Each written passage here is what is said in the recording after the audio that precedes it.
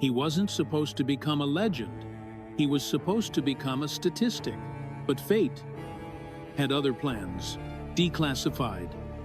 1944. High above the sweltering jungles of the Pacific, a lone predator drifted through the sky like a silent shadow. Below him, Japanese fighters clawed desperately for altitude, hunting American bombers. But they never saw him coming, because the thing stalking them wasn't a soldier, wasn't a killer. It was a ghost who, just a few years earlier, had been nothing more than a quiet farm boy from Wisconsin. A kid with calloused hands, a shy smile, and an obsession with the open sky. By the time the war ended, that same boy would carve his name into history with 40 confirmed aerial victories. A record so unreal, so statistically impossible, that no American pilot has ever broken it. This is the story of the man the Japanese couldn't kill, the record no one can touch, and the brutal truth behind America's greatest ace. Before we dive in, make sure you subscribe, because stories like this, real, raw, and forgotten by time, deserve to stay alive. While Richard Bong practiced shooting cans off fence posts, the world around him was collapsing. Europe was burning under the weight of the Nazi war machine. The Pacific was drowning under Japan's brutal conquests. America was still a sleeping giant, but the tide of war was rising. Bong felt the pull not for glory, not for medals, but for flight. Just the sky, just the machine, just the freedom. He joined the Army Air Corps Aviation Cadet Program, and from the very first flight, his instructors saw something terrifying. He didn't fly the plane. He became the plane. His hands flowed over the controls with instinct, not thought. Every movement smooth, effortless, dangerous.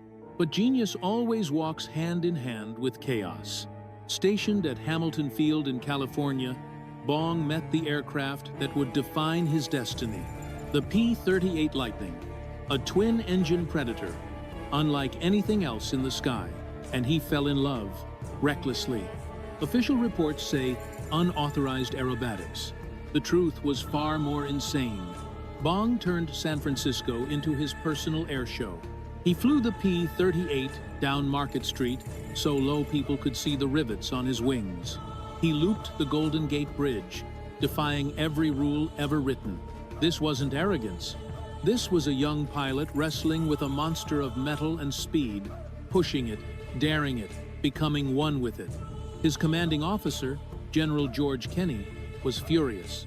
He expected to crush Bong's career that day.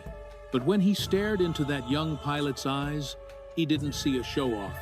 He saw a weapon, a prodigy, a once-in-a-generation instinct that couldn't be taught, only unleashed.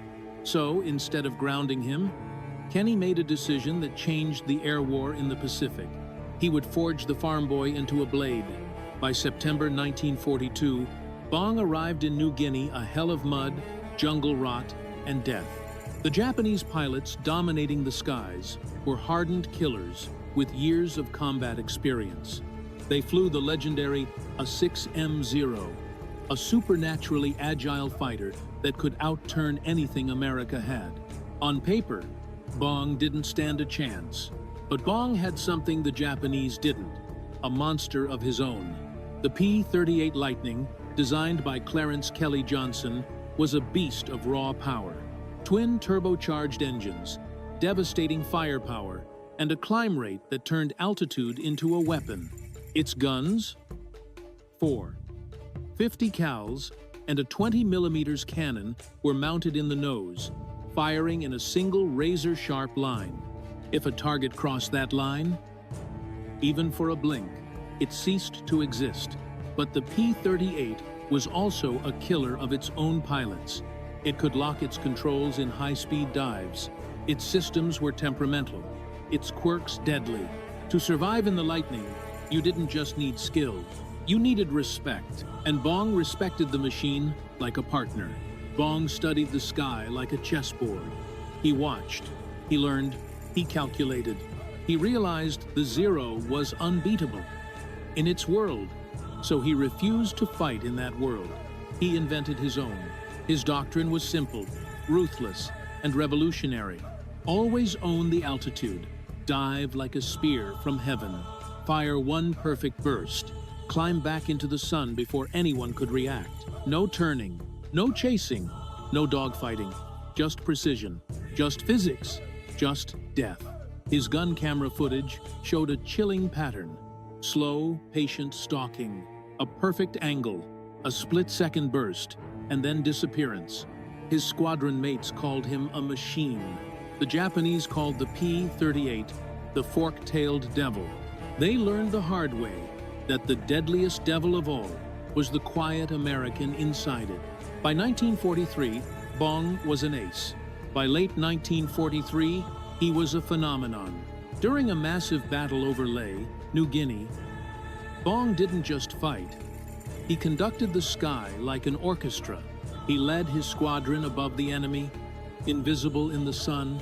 He waited cold, patient, calculating. Then he unleashed hell. He went straight for the bombers, the heart of the formation, ripping them apart with single, surgical bursts. When the smoke cleared, the Japanese had been shredded. Bong's tactics had evolved from survival into art. By the end of 1943, he had 21 kills. General Kenny pinned a Distinguished Service Cross on him, and then did something Bong hated with every fiber of his being. He sent him home. A hero, a symbol, a poster boy. Bong hated it. He felt like a traitor to the men still dying in the Pacific. He begged to return to war. And, eventually, he was granted his wish. March 1944. Bong returned with a new machine. The P-38J, faster, stronger, deadlier. By now, Japanese forces were collapsing. Their veteran pilots were gone. Their replacements were barely trained. Bong's experience turned every fight into an execution. He perfected the head-on attack, a maneuver so terrifyingly risky, most pilots avoided it entirely. Closing speed, 800 miles per hour. Time to fire, less than 1 second. But Bong flew straight through the debris. As the kills stacked up 25, 27, 28, one truth became undeniable. He was now the greatest fighter pilot in American history.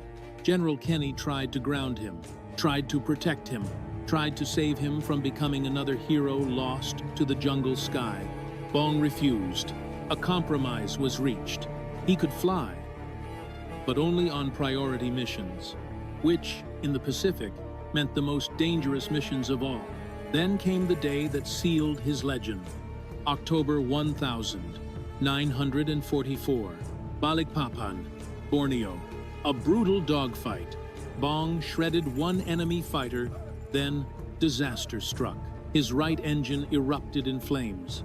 Most pilots would dive away, praying they made it home. Bong held steady. He feathered the prop, hit the extinguishers, assessed the damage. He was still flying. He still had guns, and there were still enemies in the sky. So he turned back into the fight on one engine and killed another fighter before limping hundreds of miles back to base.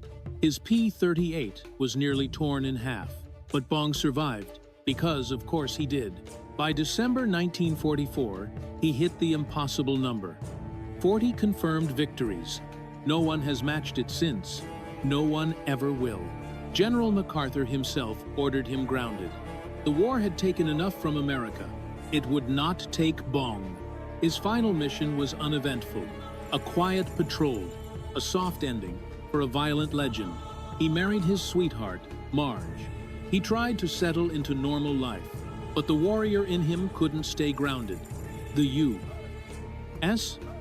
needed test pilots, pioneers, to break into the jet age. And so, the master of the P-38 joined Kelly Johnson again. This time, to test the United States' first jet fighter, the P-80 Shooting Star. On August 6, 1945, Richard Bong climbed into a brand new P-80 for a routine test flight. Moments after takeoff, The fuel pump failed. The engine died. He had no altitude, no options. He fought the jet all the way down. He tried to bail out, but it was too late. The aircraft hit the ground and exploded. America's greatest ace died instantly. He was 24 years old. That same day, half a world away, the Enola Gay dropped the atomic bomb on Hiroshima. The era of dogfighters ended on the same day the greatest of them died. Richard Bong's record 40 victories, over 200 missions is not just a number. It's a line in the sand between two eras of war, between man and machine, between instinct and technology. No modern pilot will ever match him. The age of close range, G-force dogfights is gone forever. But in museums, in letters, in the restored P-38, that still bears the name Marge. His legend breathes. A quiet farm boy, a twin-tailed monster, a ghost that ruled the skies. If you want more deep and real, uncovered war stories like this, don't forget to subscribe, because legends like Richard Bong deserve to be remembered, not buried in the footnotes of history.